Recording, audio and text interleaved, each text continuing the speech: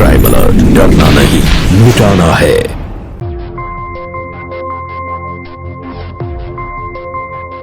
तंबाकू सेवन से कैंसर, दिल का दौरा, फेफड़ों के रोग जैसी कई जानलेवा बीमारियां होती हैं। इस फिल्म अथवा कार्यक्रम में दिखाए गए कलाकार किसी भी प्रकार के तंबाकू उत्पादों जैसे कि बीड़ी, सिगरेट, खैनी, जर्दा इत्यादि के सेवन का समर्थन या प्रचार नहीं करते हैं। मैं कभी कभी सोचता हूँ कि ये सिगरेट या बीड़ी पीने का क्या परिणाम होगा। क्या ये मेरे स्ट्रोक का कारण बन जाएगा जो मुझे अपने परिवार पर बोझ बना देगा? क्या ये मेरे फेफड़ों के कैंसर का कारण बन जाएगा? क्या ये मुझे मुंह के कैंसर या हृदय रोग या एम्फीसीमा के करीब लाएगा? अगली बार जब आप सिगरेट या बीड़ी पीने की सोचें तो खुद से पूछें, ये सिगरेट या बीड़ी पीने का क्या परिणाम होगा? समाज में हम जहाँ एक तरफ महिलाओं के सम्मान और अभिमान की बात करते हैं, तो वही दूसरी तरफ हमारे देश में आज भी शादी के बाद भी औरतों से उनके जीने का अधिकार छीन लिया जाता है। बहुत सारी विवाहित महिलाएं अपने पति की शारीरिक, मानसिक और यौन हिंसा का शिकार होती। मधु के साथ भी कुछ ऐसा ही हो रहा है।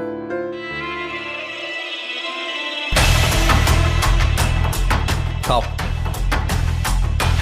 खाओ।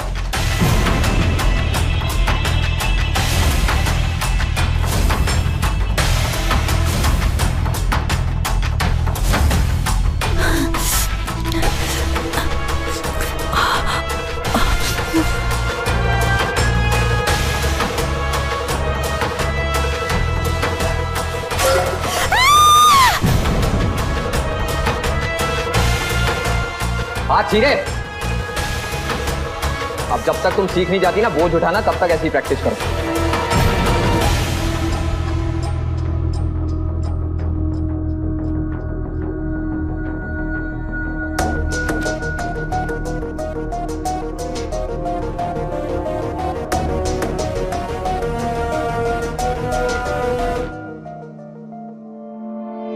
भैया जरा जल्दी कीजिए। अरे मैडम, आपका बैग। हे भगवान, 5:30 बज गए, अभी तो सब्जी भी लेना बाकी है। भैया भिंडी डाल दो इसमें और पालक भी दे दो। जल्दी कर दो भैया।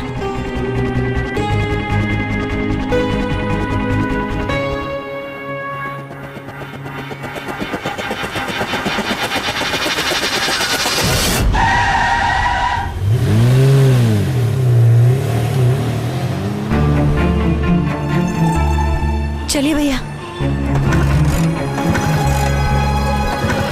मैडम ऑटो स्टार्ट नहीं हो रहा है।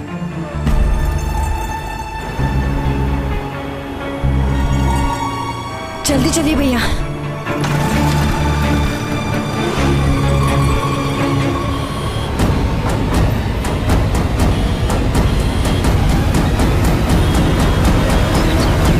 हाँ माँ, डाल दिया जीरा। हाँ 1 मिनट माँ, मैंने दूसरे गैस पे सब्जी भी चढ़ाई है ना रात के लिए, उसे देख लेती हूँ वरना वो जल जाएगी।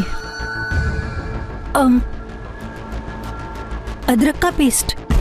ओहो, अदरक का पेस्ट तो मैं बनाना ही भूल गई।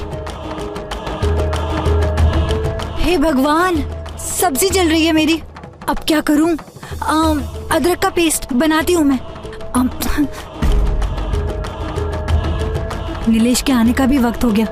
उनके शाम के नाश्ते के लिए मैंने कचौड़ियाँ नहीं बनाई है, समोसे नहीं बनाए हैं, रात का डिनर भी तैयार करना है। ओह, सब्जी भी जल रही है। माँ, सब गड़बड़ हो गई, मैं आपको बाद में फोन करती हूँ, ठीक है?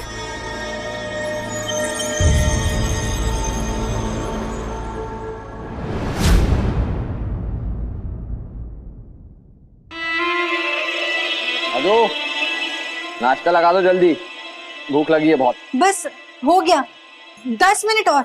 हाँ, कचौड़ी समोसे थोड़े ज्यादा बना लेना और साथ में पनीर पकौड़े भी बना लेना। शाम को दोस्त आएंगे मेरे, उनको खाने से पहले समोसे, कचौड़ी और पकौड़े खिला देंगे, ठीक है? एक काम करो, मेरा नाश्ता पहले जल्दी से लगा दो, बहुत भूख लग रही है। अभी लाई। छोटा छोटा क्या बना रहा है तू? बड़ा बना, बीवी ने मना किया क्या तेरे को? हाँ मना। आजकल वो किशोर दिखाई नहीं देता। वो सीधा ऑफिस के बाद घर जाता है ना, अपनी नई नवेली दुल्हन के साथ घर में काम में हाथ बटाता है और सुना है वो खाना भी बनाता है। कमाओ बीवी है ना, ऑफिस से आकर थक जाती होगी बेचारी। बीवी का गुलाम हो गया ना आजकल। औरत जो होती है ना, वो चिड़िया की तरह होती है। शादी के बाद अगर थोड़ी भी आजादी मिले तो पंख फड़फड़ाने लगती है। इसलिए ना हम मर्दों को उनके पर काट देने चाहिए। औरत को सिर्फ 2 काम करना चाहिए, अपनी पति की सेवा करना और उनको अच्छा खाना बना के खिलाना।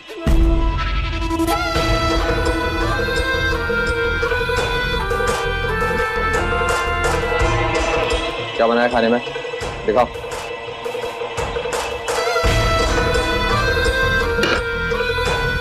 भिंडी, हलवा, ये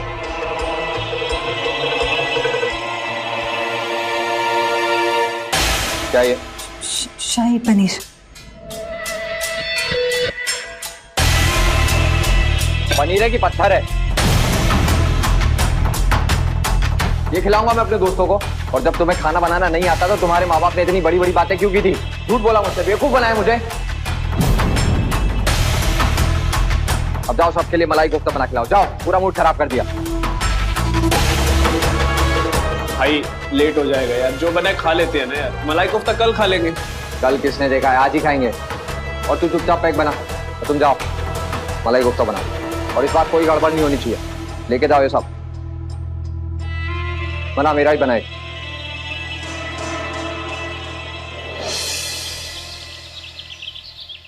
शादी को 3 महीने हो गए माँ। आज पहली बार घर से बाहर निकली हूँ। दिन रात किचन में घुसी रहती हूँ, नीलेश के लिए खाना बनाती रहती हूँ। हर रोज रात को वो अपने दोस्तों को लेकर आते हैं, उनके सामने मेरे बनाए हुए खाने का मजाक बनाते हैं, मुझे नीचा दिखाते रहते हैं। क्या यही दिन देखने के लिए आप लोगों ने मेरी शादी कराई? मधु बेटा, कैसी बातें कर रही है तू? नीलेश तेरे लिए भगवान की तरह हैं। अगर उन्हें अच्छा खाना खाना पसंद है तो बेटा इसमें बुरा ही क्या है? ये तो बहुत अच्छी बात है ना बेटा। दिन रात तू उन्हें बढ़िया खाना खिला, फिर देख उनका गुस्सा कैसे दूर भाग जाता है। आप तो जानती हैं मुझे खाना बनाना नहीं आता और खाना बनाने का कोई शौक भी नहीं है, फिर भी कोशिश करती रहती हूँ। 1 मिनट,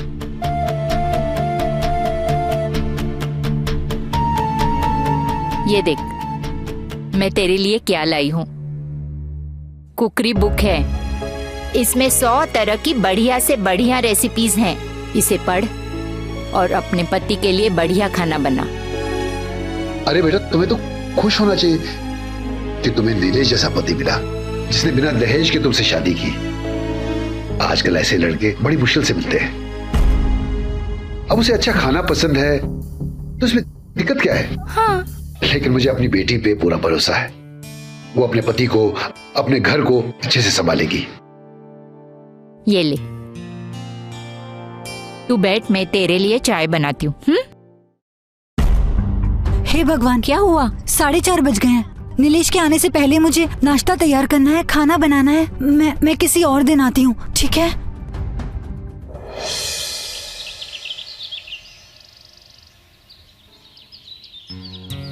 हाय, मेरा नाम सुमित्रा शर्मा है, पड़ोस में ही रहती हूँ। नमस्ते। तुम यहाँ नहीं हो? क्या नाम है तुम्हारा? मधु। घर से बाहर नहीं निकलती हो क्या? पूरा दिन घर के काम में ही निकल जाता है, टाइम ही नहीं मिलता। और मेरे पति को पसंद नहीं बाहर जाना। आपने अपने आप को बहुत मेंटेन किया है, बहुत खूबसूरत लग रही हैं आप। थैंक यू मधु, खूबसूरत तो तुम्हें भी दिखना चाहिए। वैसे भी तुम्हारी अभी नई नई शादी हुई है। तुम घर का पूरा काम अकेले ही करती हो? हाँ, इसीलिए तुम इतनी परेशान दिखाई दे रही हो। इन काम के चक्कर में हम औरतों को टाइम ही नहीं मिल पाता कि हम लोग बाहर निकल सके। तुम्हें पता है, शादी के पहले मैंने अपने हस्बैंड को पहले ही क्लियर कर दिया था कि मुझे घर पे काम वाली बाई ही चाहिए। ये बर्तन धोना, खाना बनाना, ये मेरे बस की बात नहीं। तुम भी घर पे काम वाली बाई लगा लो ना। तुम बोलो तो मैं अपनी काम वाली से बात कर लूं? नहीं, वो मेरे पति की सोच थोड़ी अलग है। उन्हें बिल्कुल पसंद नहीं कि कोई बाहर का घर का काम करे। अच्छा,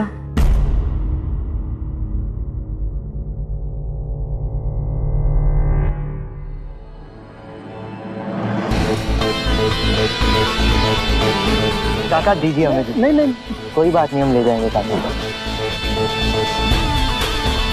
लगता है कोई नया पड़ोसी आया है। अच्छा तुम मैं चलती हूँ, खाना भी बनाना है, बहुत देर हो गई है, बाद में मिलूंगी आपसे। अच्छा ठीक है, लेकिन कभी फ्री रहना तो घर जरूर आना। जी जी जरूर। ओके।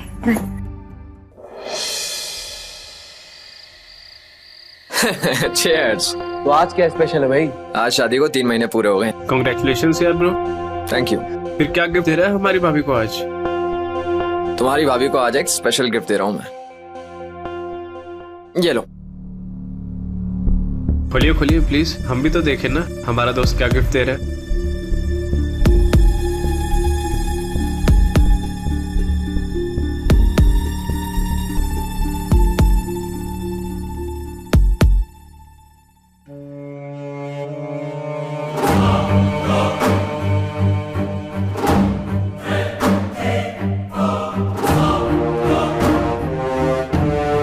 है ना कमाल का गिफ्ट। अब तुम बढ़िया बढ़िया पकवान बनाना और इससे सर्व करना।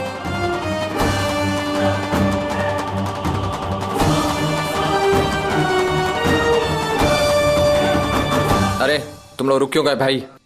चल चल चालू रख। अभी तो क्या है 9 बजे ना, आज तो रात भर पार्टी करेंगे।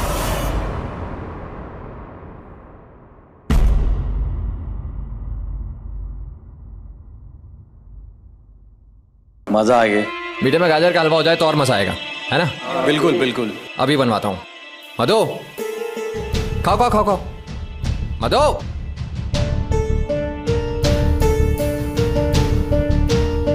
मैं देख के आता हूँ, खाओ तुम लोग आराम से। मधु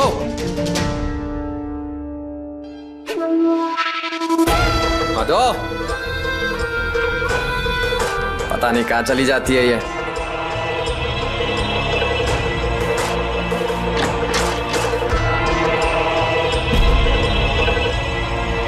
अब से आवाज दे रहा हूं, यहां सो रही है।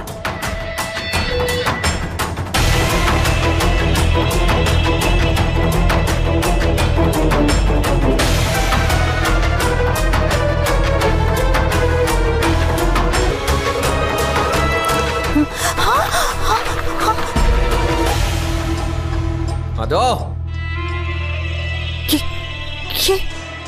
ये क्या किया आपने? तुम्हें सुनाई नहीं दे रहा है? कामचोर कहीं की।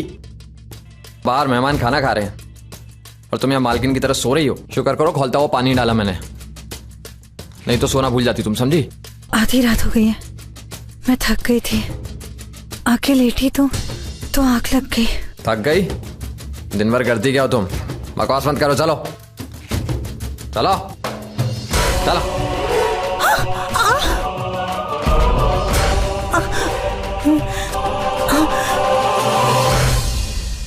मीठे में सिर्फ खीर बनाई है। तुमको पता है ना मुझे मीठे में 3-4 चीजें पसंद है, सिर्फ खीर बना दी।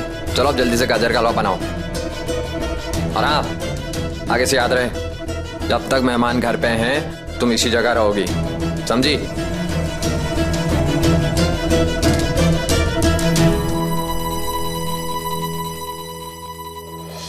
हाँ सारे ऑर्डर्स रेडी हो चुके हैं हम। हाँ कल तक भिजवा देंगे। चलिए।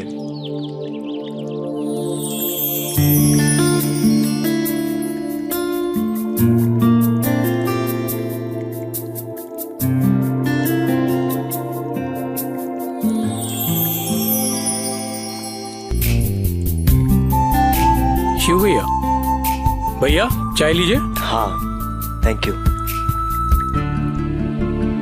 भैया मोहन जी की दुकान से फोन आया था, सिल्क कपड़े और बाकी सामान आ गए, आज उन्हें लेने जाना है। कब तक चलेंगे? शाम को चलते हैं। Thank you.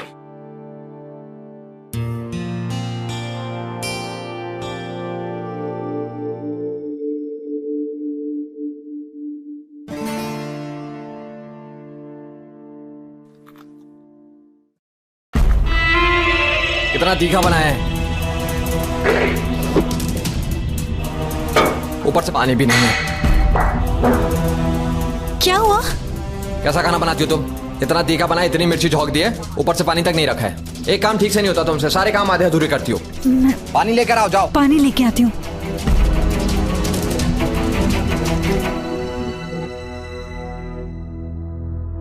ये लीजिए।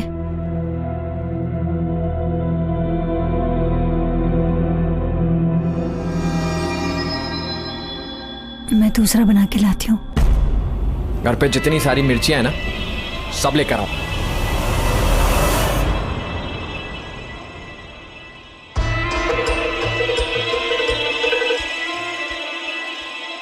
खाओ खाओ।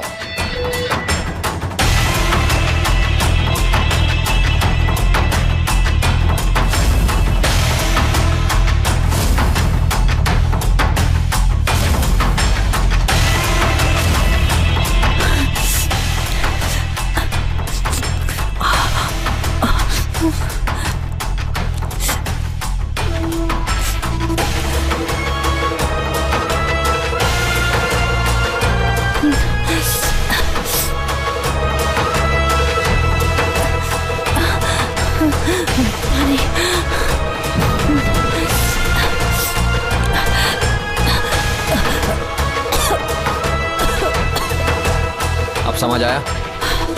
तीखा लगता है तो कैसा लगता है? दोबारा ऐसी गलती नहीं होनी चाहिए।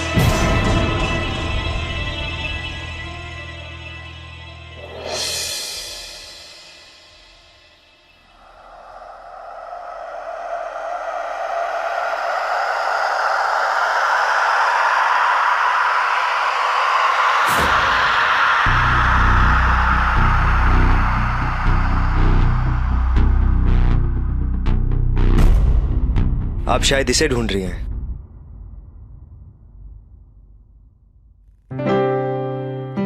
जी, thank you. You welcome. Shiv नाम है हमारा। ये सामने वाले घर में शिफ्ट हुआ हूँ कुछ दिन पहले। अच्छा। वैसे ये डिजाइन आपने बनाई है?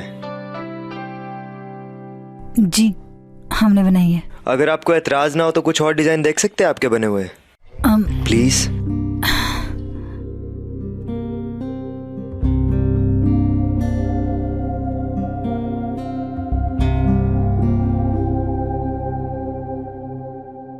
सच कहें तो आपके हाथों में जादू है। बहुत ही सफाई से काम करती हैं आप। ऐसे लगता ही नहीं है कि हाथों से बनाया हुआ है। रेडीमेड कपड़ों का बिजनेस है हमारा। रोज नए डिजाइन देखते हैं, मगर ये बहुत ही खूबसूरत है। Thank you. वैसे हम ऐसे डिजाइन्स इंडिया के बाहर भी एक्सपोर्ट करते हैं। अगर आपके हाथों के बनाए हुए हम ये डिजाइन बाहर एक्सपोर्ट करें तो डॉलर्स में कमा सकती हैं आप। जी, थैंक यू, लेकिन बहुत सारा काम होता है घर में। मेरे पास बिल्कुल समय नहीं होता, और वैसे भी मेरे हस्बैंड को बिल्कुल पसंद नहीं है कि मैं बाहर जाके काम करूं। अरे लेकिन आपको बाहर जाने की जरूरत ही नहीं है। आप घर बैठे बैठे ये काम कर सकती हैं। हम बाहर से आपको ऑर्डर्स ला के देंगे, कुछ एडवांस देंगे, और जैसे आप काम कंप्लीट कर देंगी हमें बता दीजिएगा, हम ले जाएंगे। वो सब तो ठीक है, लेकिन मुझे अपने हस्बैंड से पूछना पड़ेगा। हाँ तो रुकिए, आप ये हमारा कार्ड रख लीजिए। आपको जैसे लगे हमें कॉल कर दीजिएगा। जी, thank you.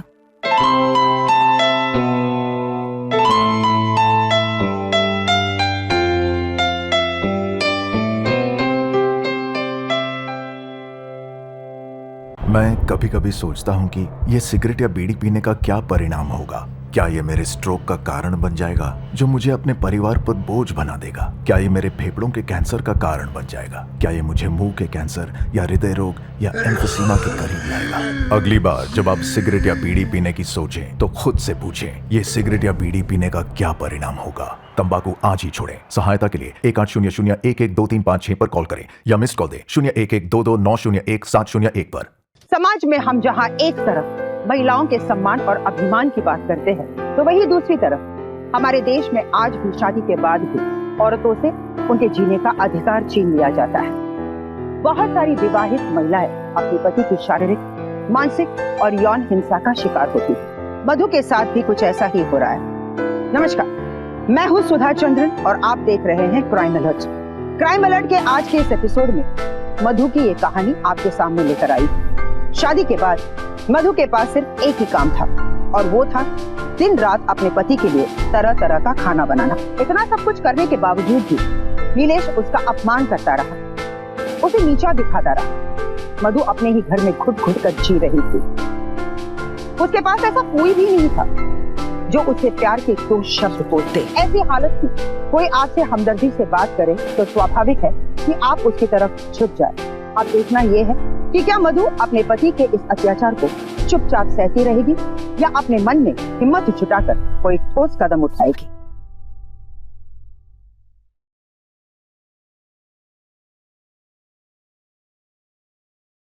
Hello hello Shiv जी, मैं मधु बोल रही हूँ। आप उस दिन जो बात कर रहे थे ना, मैं काम करना चाहती हूँ। आप प्लीज मुझे बताइए कैसे काम शुरू करना है। मैं तुरंत काम शुरू करना चाहती हूँ। ये तो बहुत अच्छी बात है मधु जी, हम थोड़ी देर में आते हैं, आके सब कुछ समझा देंगे आपको। ठीक है।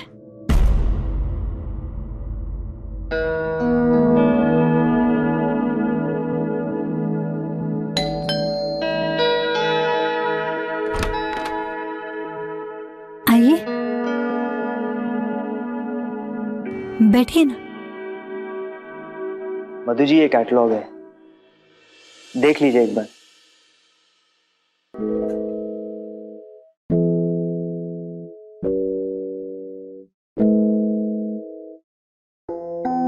ये एग्जैक्ट डिजाइन के आपको 15 टेबल कवर और 15 सोफा कवर बनाने हैं। टेबल कवर हमें नेक्स्ट मंथ डिलीवर करने हैं। ठीक है, हो जाएगा। एक सेकेंड, ये लीजिए, ये कुछ एडवांस आप रखिए। एडवांस? नहीं, काम पूरा होने के बाद आप पैसे दे दीजिए। मधु जी काम ऐसे ही शुरू किया जाता है, और सच मानिए आपकी कला के आगे ये पैसे कुछ भी नहीं है। बाकी जब पूरा काम हो जाएगा आपको सारे पैसे मिल जाएंगे। रखिए। थैंक यू शिव जी, आज आपकी वजह से मैं अपना काम शुरू करने जा रही हूँ।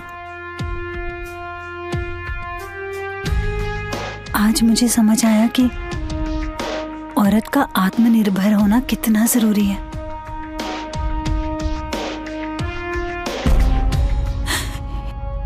हे भगवान, 5:30 बज गए। कितना सारा काम बाकी है। शाम का नाश्ता बनाना है, रात का खाना बनाना है। शिव जी, मैं आपसे बाद में मिलती हूँ। कोई बात नहीं मधु जी, हम चलते हैं। आपको कुछ भी पूछना होगा आप हमें कॉल कर लीजिएगा। जी जरूर। ध्यान रखिएगा।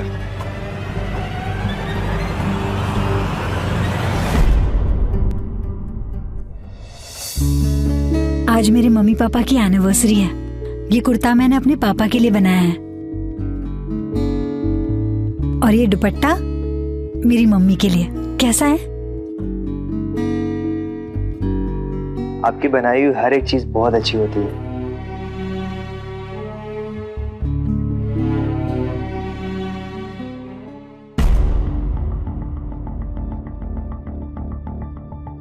मधु जी क्या हो गया, आप परेशान सी लग रही हैं। हाँ, वो आज अपने मम्मी पापा के घर मुझे टाइम पे पहुंचना है। नीलेश के आने का वक्त हो गया, मैंने खाना भी नहीं बनाया, पनीर भी नहीं लेकर आई। इतना कम समय बचा है मेरे पास। इसमें परेशान होने वाली कौन सी बात है। खाने की तैयारी कीजिए, हम पनीर लेके आते हैं। ये लीजिए, आ रहे हैं हम, आ रहे हैं।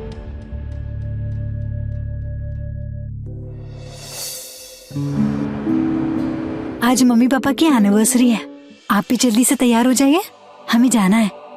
मेरे सर में दर्द है, कटहल लेकर आया हूँ, जाओ कटहल की बिरयानी बना दो, उसके बाद चले जाना। निकाल लो उसको। कटहल की बिरयानी तो कल भी बनाई जा सकती है, टाइम पे नहीं पहुंची तो सबको बुरा लग जाएगा। मेरे सर में दर्द है, तुम्हें जाने की पड़ी। कटहल लेकर आया हूँ इतनी मेहनत से, जाके बिरयानी बनाओ। तुम्हें पता है ना मुझे बाहर का खाना सूट नहीं होता है। जाओ बनाओ।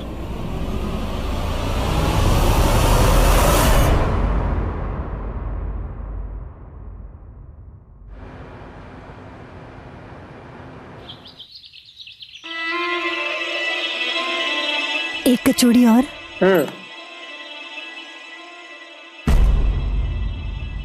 एक काम करो, जाके तैयार हो जाओ, शॉपिंग के लिए चलते हैं। आज इन्हें क्या हो गया, खाने में कोई कमी भी नहीं निकाली, ऊपर से शॉपिंग के लिए चलने को बोल रहे हैं। मैडम जी ये बिल्कुल लेटेस्ट मॉडल का ओवन है, ये इसमें आपकी बिजली की भी बचत होगी और ये काम भी फास्ट करेगा। भाई साहब वो वाला बताइए।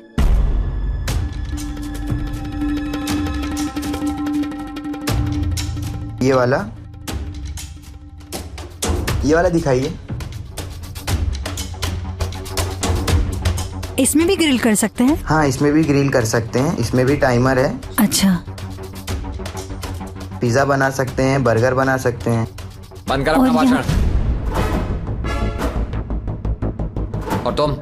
मैडम जी। चलो यार चुप। लेकिन हुआ क्या है? हम तो यहाँ पे ओवन लेने आए थे ना। जो बोल रहा हूँ उतना करो। चलो घर।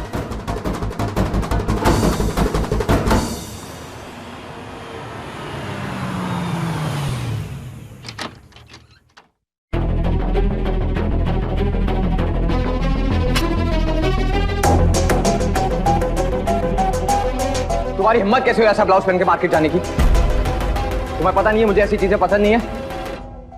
सारी हदें पार कर दी तुमने। अब खड़ी खड़ी देख क्या रही हो? अंदर जाओ, चेंज करो और ये ब्लाउज लेकर आना।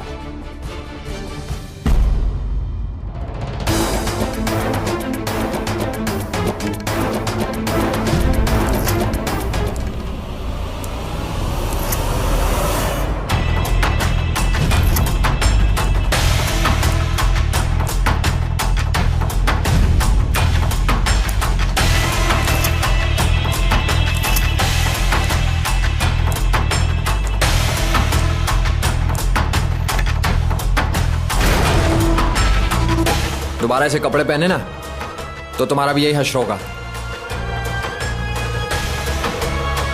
खाना बनाओ जाके।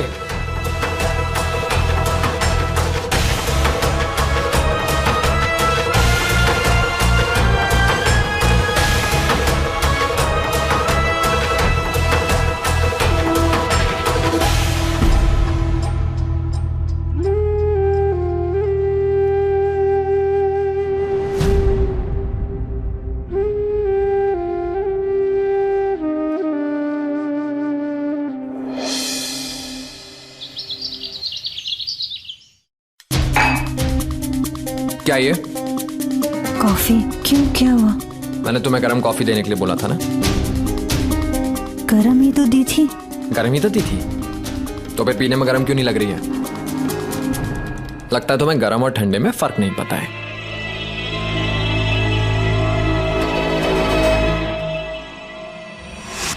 गर्म और ठंडे में फर्क बताता हूं मैं। ये क्या कर रहे हैं आप? हाँ?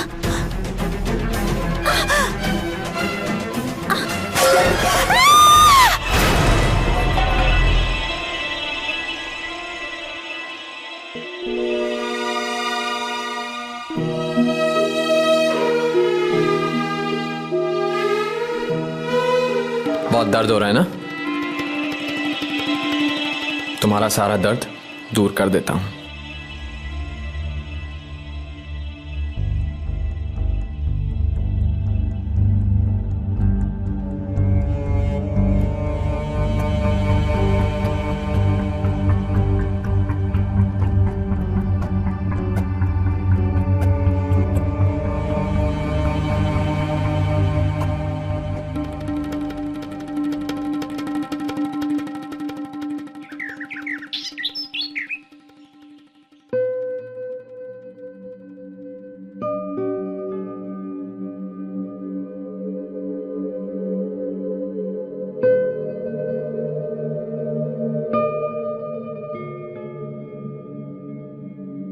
मधु जी,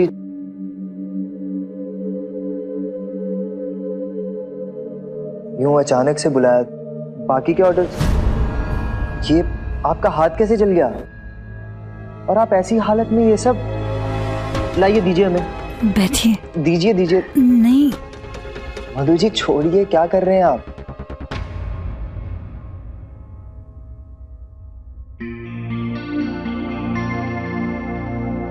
राजू ने बताया कि अगले हफ्ते आपका जन्मदिन है, इसलिए आपके लिए गिफ्ट तैयार करी थी।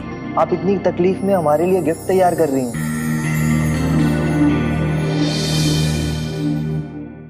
आपको आराम करना चाहिए मधु जी। आराम कैसे करें? ऑर्डर भी रेडी करना है।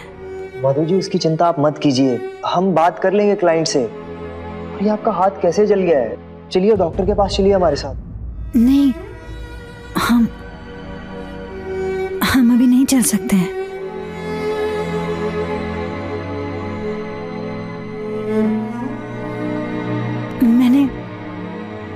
मैंने दवा लगा ली है, आराम मिल जाएगा।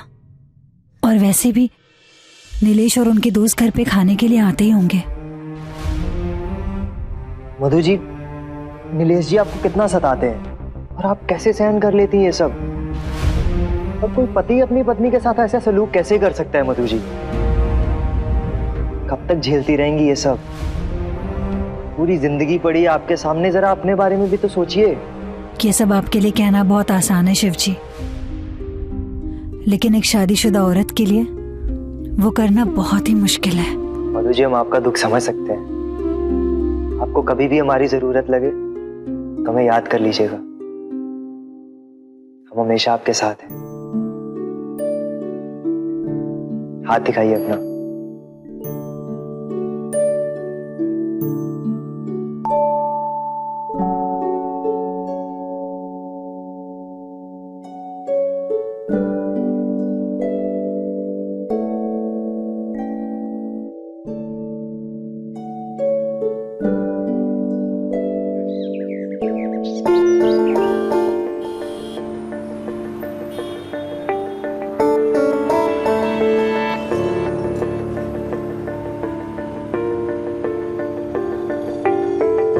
मधु जी, अरे आप इतने भारी बैग लेके कहाँ जा रही हैं? हमें बोल दिए होते, हम राजू को भेज देते साथ में।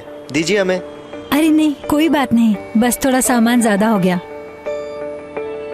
आइए बैठिए बैठिए बैठिए, हम छोड़ देते। हमें फ्रूट्स भी लेने हैं। अरे कोई बात नहीं, आप बैठिए, हम छोड़ देते हैं ना। आइए।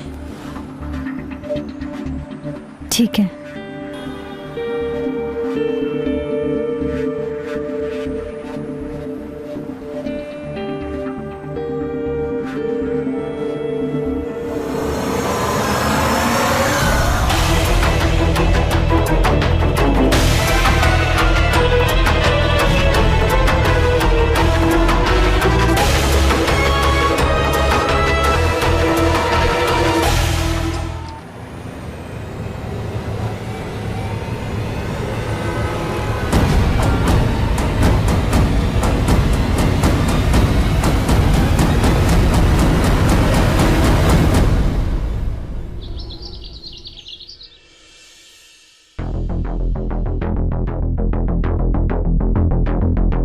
बहुत शौक है ना तुम्हें दूसरे आदमियों को अपना सामान पकड़ाने का।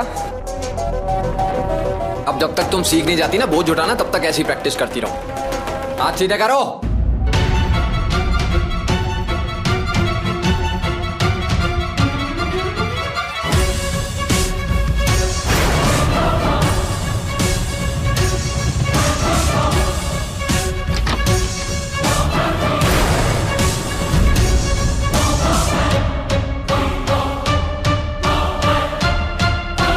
मधु जी के साथ ऐसा कैसे कर सकते हो? किस बात की सजा दे रहे हो उन्हें? तू होता कौन है मुझसे सवाल करने वाला? वो मेरी पत्नी है, मेरे जो दिल में आएगा मैं करूंगा। मुझे मारना है इसको तो मारूंगा मैं। जो भी कर रहे हो सही नहीं कर रहे हो। एक तो बिन बुलाए मेहमान की तरह मेरे घर में घुसाया और मुझ पे दोष जमा रहा है। मेरी बीवी के साथ तेरा क्या रिश्ता है? क्या चल रहा है तुम दोनों के बीच? तू देख 2 मिनट में मैं क्या करता हूँ तेरे साथ। 2 मिनट में कैसे तेरी अकड़ निकालता हूँ मैं 2 मिनट के अंदर। ये देखिए देखिए, हमारे घर में घुसाया, जबरदस्ती कर रहा है, मेरी बीवी को परेशान कर रही है। नहीं, एक सेकंड, ऐसी बात कर रहा हूँ ना। ये देखिए ऐसे लोग तो हमारे मोहल्ले में आ गए। देखो यार, मेरी बीवी को परेशान कर रहा हूँ, मुझे धौंस दिखा रहा है। शरीफों के मोहल्ले में गर्मी फैलाएगा तू? तेरे में इतनी हिम्मत? तू है कौन बे? अरे ओ, खबरदार जो हमारे भैया पे हाथ उठाया। ऐसे लोगों की वजह से हमारी सोसाइटी का नाम खराब होता है। मैं कल ही इनके मकान मालिक से बात करती हूँ।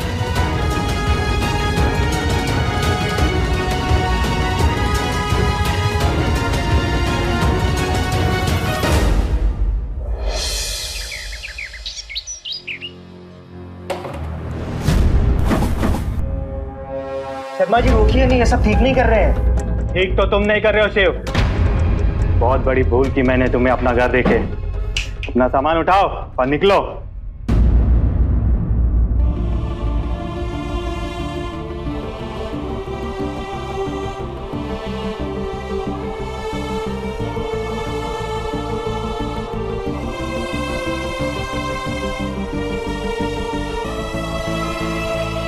बड़ा आया था मुझे अपनी अक्कड़ दिखाने। अपने दोस्त को जाते हुए देख लिया हो तो नाश्ता लगाओ, ऑफिस के लिए देर हो रही है मुझे।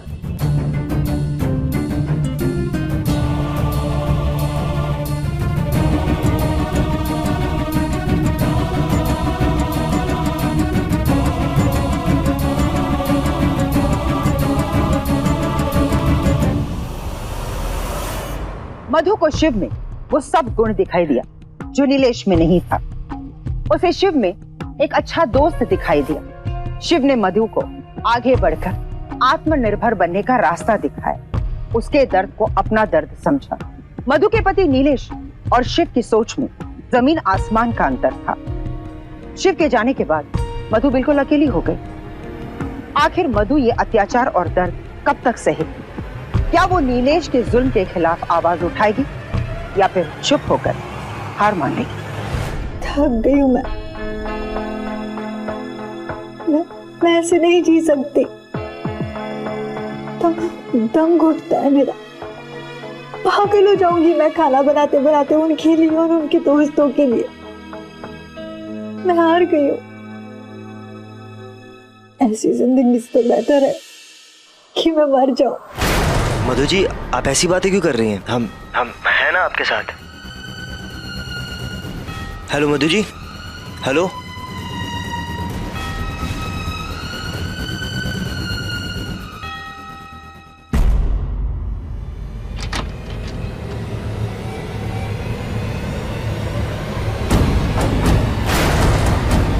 नीलेश!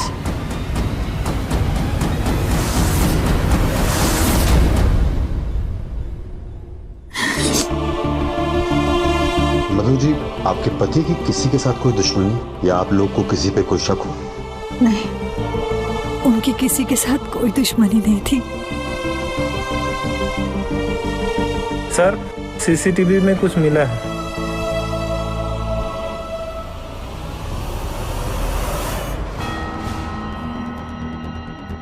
सीसीटीवी फुटेज में कुछ लोग आपके घर जाते हुए दिखाई दे रहे हैं। मुझे उनकी पहचान में आपकी मदद चाहिए होगी ताकि हम कातिल पे जल्द से जल्द पहुंच सकें।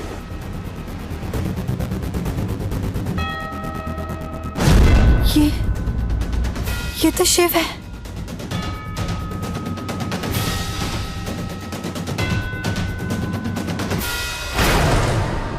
और राजू? कौन है ये लोग? आप इन्हें जानती हैं? हाँ, शिव हमारे पड़ोस में रहने आया था किराए पे। कुछ दिन पहले नीलेश के साथ उसका झगड़ा हो गया और फिर सोसाइटी ने उसे बाहर निकाल दिया। क्या आप बता सकती हैं वो लोग अभी कहाँ मिलेंगे? 1 मिनट, मेरे पास उसका नंबर है।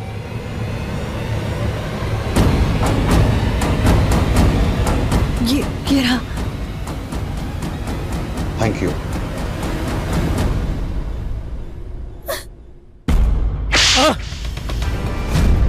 सब कुछ चट पक दे तुम लोग, वरना तुम दोनों की खाल उड़ दूंगा मैं। बोल! वो नीलेश आदमी नहीं, जानवर था इंस्पेक्टर साहब।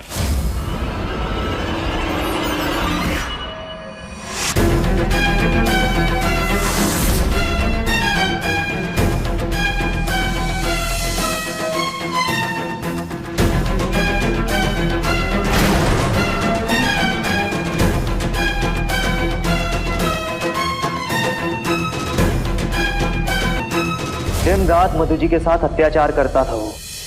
और उस दिन जब हम उनके घर गए, सबके सामने हमारा अपमान किया।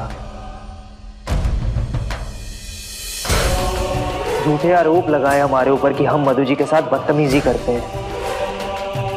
सब कुछ चुपचाप सहन करते रहे। मगर मधु जी के साथ जो गलत हो रहा था वो हमसे बर्दाश्त नहीं हो पाया, क्योंकि हम उनसे बहुत प्यार करते थे। उनके साथ अन्याय होते हुए नहीं देख सकते। मुझे मारना है इसको तो मारूंगा मैं।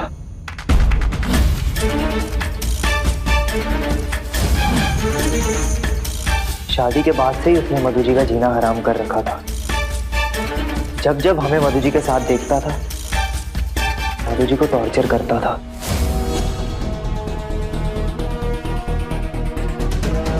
ऐसे लोगों की वजह से हमारी सोसाइटी का नाम खराब होता है। मैं कल ही इनके मकान मालिक से बात करती हूँ। अपना सामान उठाओ और निकलो। हमने उसी दिन तय कर लिया था कि हम नीलेश से बदला लेकर रहेंगे। जितने दुख उन्होंने मधु जी को पहुंचाए हैं ना, एक एक दुख का हिसाब लेंगे। और फिर उस शाम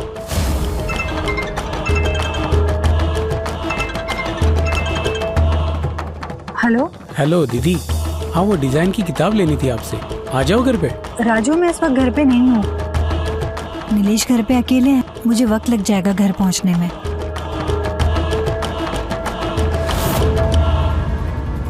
भैया नीलेश घर पे अकेले है।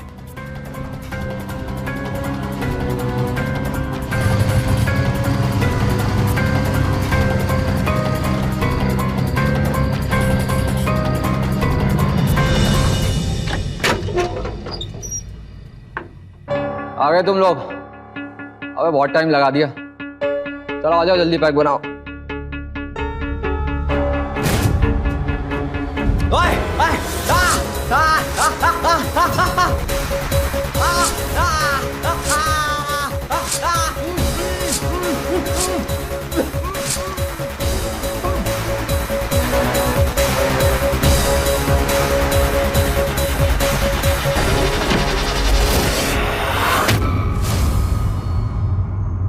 सबके सामने हमारा अपमान हुआ, हमें मारा गया, बुरा भला बोला गया, मगर हम एक शब्द नहीं बोले, सब कुछ चुपचाप सहन करते रहे।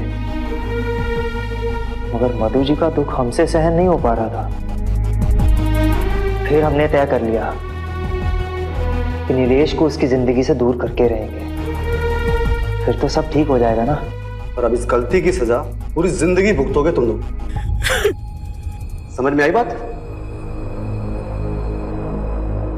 हमारे देश में आज भी ऐसी कई महिलाएं जो मानसिक और शारीरिक अत्याचार के बोझ को लंबे समय तक सहती रहती। मधु भी उनमें से एक थी। खाने के लिए नीलेश का ये पागलपन मधु के लिए अत्याचार बनता जा रहा था। वो अपने ही घर में घुट घुट कर जीने लगी। लेकिन मधु तो एक पढ़ी लिखी लड़की थी। वो कानून का सहारा ले सकती थी या फिर नीलेश को डाइवर्स देकर एक नई जिंदगी की शुरुआत कर सकती थी। लेकिन उसने ऐसा नहीं किया और नीलेश के इस अत्याचार को सहती रही। यहाँ तक मधु के माँ बाप ने अपनी बेटी की परेशानी को नजरअंदाज किया। अगर वक्त रहते मधु के माँ बाप नीलेश को समझाते तो आज नीलेश जिंदा होता। शिव ने जो कुछ भी किया वो गलत था। अपराध किसी भी समस्या का हल नहीं है। मधु के साथ नीलेश ने जो कुछ भी किया उसके खिलाफ शिव ने आवाज उठाई। एक अच्छे दोस्त होने के नाते उसने मधु का साथ दिया, लेकिन उसकी एक गलती ने सब कुछ बर्बाद कर दिया। हमें समाज को और शिक्षित करना होगा। लोगों को यह समझाना होगा कि अगर उनके साथ कोई भी घरेलू हिंसा हो रहा हो तो वो कानून का सहारा ले सकते हैं या फिर उस जुल्म के खिलाफ आवाज उठा सकते हैं। नीलेश और मधु एक खुशहाल जिंदगी जी सकते थे, लेकिन नीलेश का अहंकार और खाने के लिए उसकी सनक ने उनकी जिंदगी में कड़वाहट पैदा कर दी। मैं सुधा चंद्रन आपसे विदा लेती हूँ, इस वादे के साथ कि क्राइम अलर्ट के अगले एपिसोड में हमारी मुलाकात होगी एक और जुर्म के दास्तान के साथ। तब तक आप देखते रहिएगा क्राइम अलर्ट, जुर्म के खिलाफ आवाज।